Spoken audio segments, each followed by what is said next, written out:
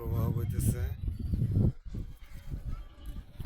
এটা ছিল আমার বাড়ির পুকুর আগে, এখন বালু দিয়ে ভরাট করা হয়েছে। বাচ্চারা খেলতেছে কুয়াশার মধ্যে।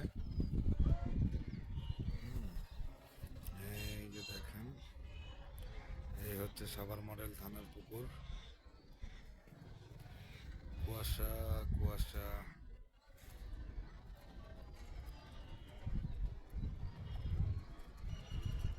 ওই হচ্ছে বংশী নদী।